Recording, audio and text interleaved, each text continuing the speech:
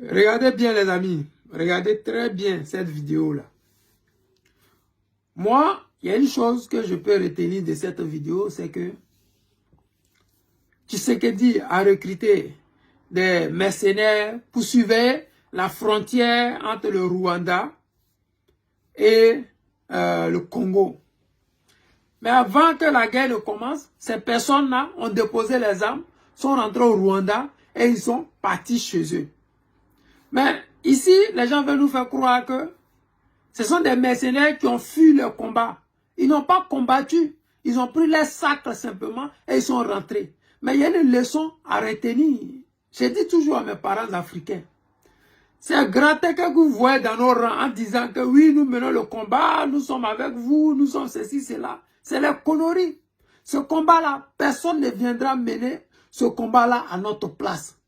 Si les Congolais veulent libérer leur pays, c'est à travers les jeunes Congolais dévoués pour la cause, pour leur patrie, qui vont libérer ce Congo-là. Si les Ivoiriens veulent récupérer le pouvoir en Côte d'Ivoire, ce n'est pas les Blancs qui viendront nous aider, c'est nous, en faisant couler le sang de nos enfants, de nos arrière-enfants, de nos parents, de nos jeunes, que nous allons récupérer notre indépendance vraie. Regardez ces lâches-là. Puisque c'est des Européens que vous voyez là, ils ont préféré, peut-être on les appelait par, comment on dit, par radio pour leur dire, bon, libérer la frontière. Vous avez vu comment les Rwandais sont rentrés facilement et ils ont récupéré Goma. Ça a été facile. Si c'était vraiment l'armée qui combattait en face, ils ne seraient pas rentrés aussi facilement.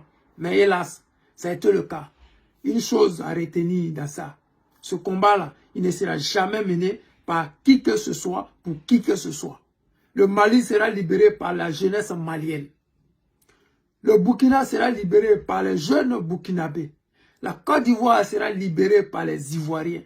Pas question d'amener qui que ce soit, où que ce soit. On peut acheter des armes avec eux pour mener le combat, mais ne comptons pas sur eux. Vous avez vu ce qui s'est passé au Mali.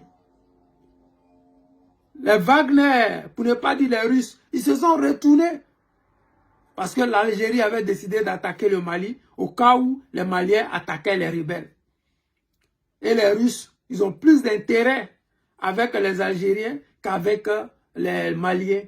Ils ont préféré dire, bon, nos soldats vont rentrer parce qu'on a beaucoup de combats à mener. Et c'est la vérité, les soldats russes sont retournés en Russie et ils ont laissé les Maliens sur le terrain seuls. Pour vous dire simplement, on peut payer des armes avec eux, mais on ne peut pas compter sur eux. Ce ne sont pas des gens sûrs. Même les Russes que vous voyez là, ils sont prêts à nous aider aujourd'hui. Mais hier, ils n'étaient pas prêts à nous aider. Pourquoi? Parce qu'il y a eu l'Ukraine aujourd'hui. L'Ukraine, les Occidentaux veulent leur arracher leurs cousins directs, leurs parents directs. Et ils ne veulent pas. C'est pour cela que vous les voyez de nos côtés. Ce n'est pas parce que nous sommes amis. Ce n'est pas parce que nous aimons trop. Parce que nos parents sont chez eux là-bas. Et on voit comment ils sont traités. Vous devez prendre conscience. Ces Blancs qui ont déposé les armes et qui retournent chez eux. Est-ce qu'ils seront accueillis à la frontière?